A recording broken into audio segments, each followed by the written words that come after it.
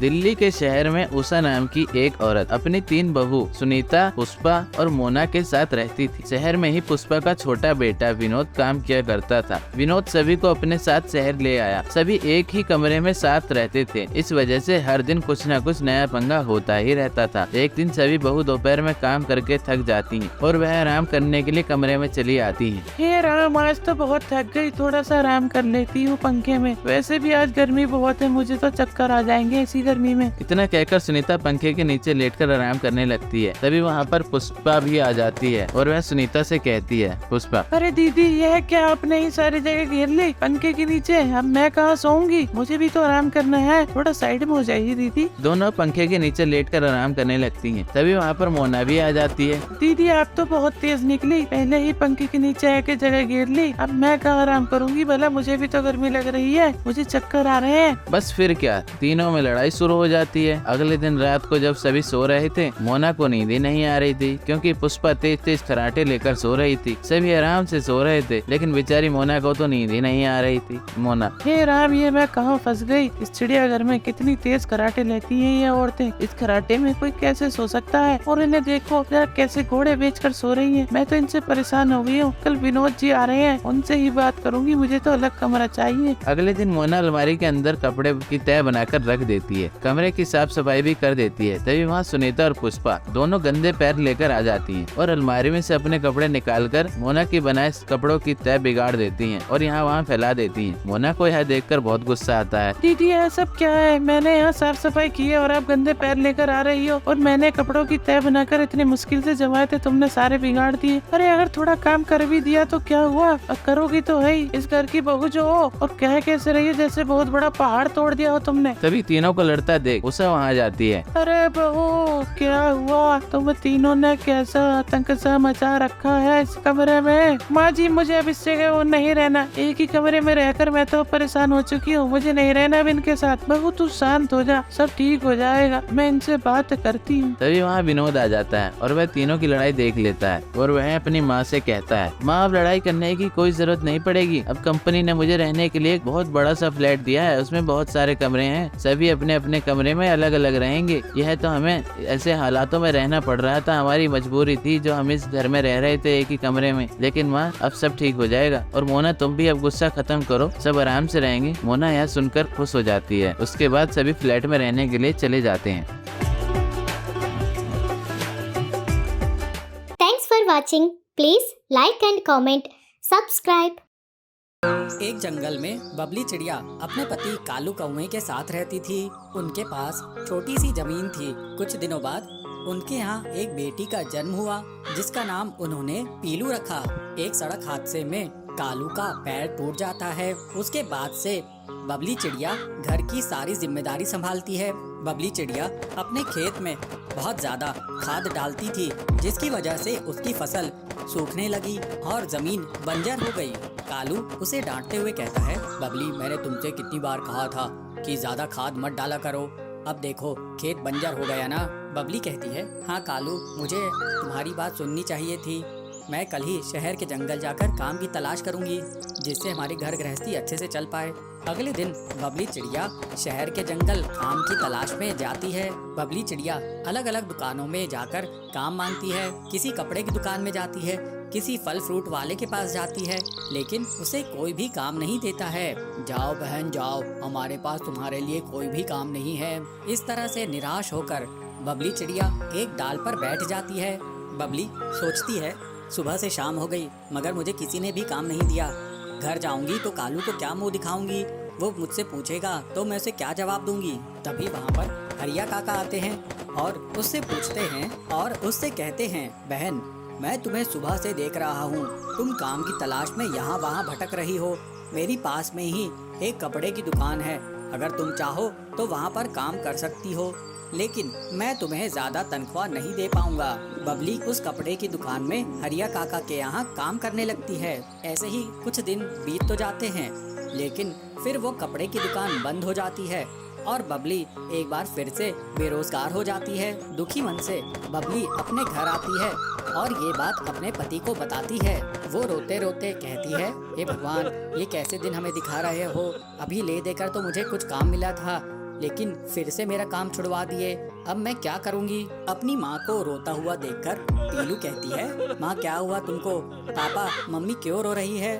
Mummy आप आज भी मेरे लिए मिठाई लेकर नहीं आई। मैं आपको कब से कह रही हूँ कि मुझे मिठाई खानी है। कालू अपनी बेटी को डांटते हुए कहता है, चुप हो जा, देख नहीं रही तेरी माँ की नौकरी चली गई है और तुझे मिठाई खाने की सोच रही है।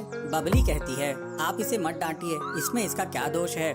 इसमें सिर्फ मेरे भाग्य का दोष है। और फिर उस रात पूरा परिवार बिना खाना खाए ही सो गया। अगले दिन सुंदरी काकी बबली से मिलने के लिए आती है। बबली उनसे पूछती है, कैसी हो काकी, घर में सब ठीक तो है ना? बेटी मेरे लिए तो अब तुम लोगों के सिवा और कोई है नहीं, इसलिए तुम लोगों का हालचाल पूछने आ गई। तू बता तू कैसी है? बबली कहती है, क्या बताऊं काकी, इनका तो पैर टूट गया है, मेरा खेत बंजर हो गया है और मुझे कहीं काम नहीं मिल रहा है। क्या करूं, कुछ समझ नहीं आ रहा है। उसकी काकी कहती है, तू दुखी मत हो बेटा, तू मेरे साथ अपने पूरे परिवार को लेके चल। मेरे यहाँ अंडे की खेती है, तू उसकी देखभाल करना। जब अंडे पक जाएंगे तो उन्हें तू बेचकर अपने परिवार का खर्च चलाना। मेरा क्या है, मैं आज हूँ कल नहीं रहूंगी। मैं जाने के पहले तुम लोगों को अपनी पूरी जमीन जायदाद दे देना चाहती हूँ। इसके बाद बबली चिड़िया अपने पति और बेटी के साथ अपनी काकी के यहाँ चली जाती है और उसके यहाँ अंडे की खेती करने लगती है। कालू बबली से कहता है, बबली क्यों ना तुम पीलू को अंडे के बगीचे में ले जाओ, इसने कभी अंडे नहीं खाए, इसको आज अंडे खिलाओ, देखो इसे मजा आएगा। फिर बबली पीलू को अंडे के बगीचे में लेकर जाती है। अंडों को देखकर पीलू बहुत खुश होती है। जो अंडे पक गए होते हैं उन्हें तोड़कर पीलू को देती है। पीलू चिड़िया खुशी खुशी उन अंडों को खाती है। इस तरह से बबली बहुत मेहनत से अंडों की खेती करती और उन्हें बाजार में बेचकर आती। धीरे धीरे उनकी अच्छी खासी आमदनी होने लगती है और फिर वो लोग खुशी खुशी रहने लगते हैं। एक पहाड़ी जंगल में पीलू चिड़िया अपनी माँ बबली के साथ रहा करती थी। वे दोनों माँ बेटी अपने बगीचे में फूल उगाती और उन्हें बाजार में बेचा करती थी। उससे जो भी आमदनी होती उससे वो लोग अपने घर का खर्च चलाया करती थी। एक सुबह बबली के घर कड़कनाथ आता है। बबली, ओ बबली। बबली कहती है, जी मुखिया जी, आप हमारे घर आए, बताइए क्या आदेश है? अरे बबली, आदेश नहीं है, खुशखबरी है। 2 दिनों बाद मेरी बेटी की सगाई है। तू मेरे घर फूल भिजवा देना, गुलाब और चमेली और जो भी अच्छे फूल हो वो तू मेरे घर भिजवा देना। बबली कहती है, ये तो बहुत अच्छी खुशखबरी की बात है मुखिया जी, लेकिन कुछ पैसे आप एडवांस दे देते। इस पर कड़कनाथ गुस्सा हो जाता है और बबली को धमकी देता है। एडवांस? किस बात का एडवांस? तू भूल गई क्या? मैं यहाँ का मुखिया हूँ। अगर मैं अपने में आ जाऊं तो तेरी दुकान बंद करवा दूंगा। मेरे हिसाब किताब में तेरे बहुत पैसे रुके हुए हैं। बबली कहती है, गलती हो गई मुखिया जी, मुझे माफ कर दीजिए। इस तरह से मुखिया धमकी देकर वहाँ से चला जाता है। पीलू अपनी माँ से कहती है, ये क्या माँ, आप उस मुखिया से क्यों डर गई? हम अपनी मेहनत के ही पैसे उससे मांग रहे थे, ऊपर से वो हमें धमका कर चला गया। जाने दे बेटी, तेरे पिताजी ने इससे कभी उधार लिए थे, हम उस उधार को अभी तक चुका नहीं पाए हैं। बल्कि मैं तो सोच रही हूँ इसके ऑर्डर के बाद मैं फूलों का धंधा ही बंद कर दूं। पीलू कहती है, लेकिन माँ, अगर हम फूल नहीं उगाएंगे और उसे नहीं बेचेंगे तो घर कैसे चलेगा? बबली, तो क्या करूँ बेटी, मुझे तो कोई दूसरा उपाय भी नहीं सूझ रहा है। चल इन बातों को छोड़, चल अब चलकर फूलों को तोड़ते हैं और बाजार में बेचने के लिए चलते हैं। दोनों माँ बेटी अपनी मेहनत से फूल उगाती थी और बाजार में बेचकर आती थी। इस तरह से कुछ दिन बीत जाते हैं। ऐसे ही एक दिन हरिया काका बबली की दुकान पर आते हैं और कहते हैं, बबली, तुम्हारा आजकल फूलों का व्यापार कैसा चल रहा है? लोग बाग खरीदारी कर रहे हैं कि नहीं? ये देखो, मैं फूलों की नई प्रजाति के बीज लेकर आया हूँ। इनकी खुशबू बहुत अच्छी होती है। इन बीजों को अपने बगीचे में एक बार डाल के तो देखो। ये फूल अगर तुम बेचने लगोगी तो तुम्हारी आमदनी दोगुनी हो जाएगी। एक बार इन्हें लगा कर देखो। लेकिन हाँ, ये बीज थोड़े महंगे जरूर हैं। बबली, नहीं हरिया काका, मैं ये बीज नहीं लगा पाऊंगी। अब तो मेरा फूलों के व्यापार से मन ही उड़ गया है। क्या आपके पास सब्जियों के बीज हैं? हाँ, मेरे पास सब्जियों के भी बीज हैं।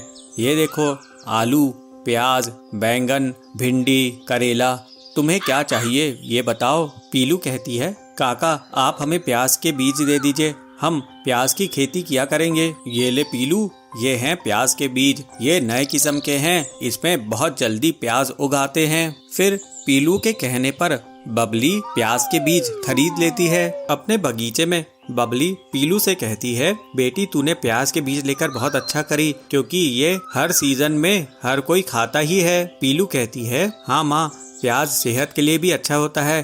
गर्मी के मौसम में तो इसके बहुत फायदे हैं और ये गरीबों को बहुत पसंद रहता है। अब मैं पूरे फूल हटाकर प्याज के बीज बो देती हूँ। फिर पीलू प्याज के बीज बिखेर देती है और कुछ ही दिनों में उनके बगीचे में प्याज उगाता है। दोनों माँ बेटी अपनी फसल की अच्छी देखभाल करती हैं। प्याज की अच्छी खासी फसल को देखकर बबली खुश हो जाती है। पीलू जा टोकरी ले आ, इन प्याज को तोड़कर हम अब बाजार में बेचेंगे। फिर वे लोग प्याज को बाजार में बेचने के लिए ले जाते हैं। प्याज ले लो प्याज, ताजे ताजे प्याज। फिर पक्षी उनके यहाँ से प्याज लेने लगते हैं। थोड़े दिनों बाद एक चिड़ा उनके दुकान पर आता है। अरे बहन, तुमने तो लाजवाब प्याज दिए थे। ऐसे प्याज तो मेरे रेस्टोरेंट में हिट हो गए हैं। अब तो लोग सिर्फ प्याज की ही सब्जी खाते हैं। एक काम करो, मुझे आप 1 बोरी प्याज भरकर दे दो। मैं रोज आपसे 1 बोरी प्याज लेकर जाया करूंगा। इस तरह से प्याज के इतने बड़े ऑर्डर से दोनों माँ बेटी बहुत खुश हो जाते हैं और अब वे लोग प्याज को ही बेचने लगते हैं। कुछ दिनों बाद उनके पास इतने पैसे आ जाते हैं कि वो कड़कनाथ के पूरी उधारी चुका सके और अपना जीवन हंसी खुशी बिताने लगते हैं।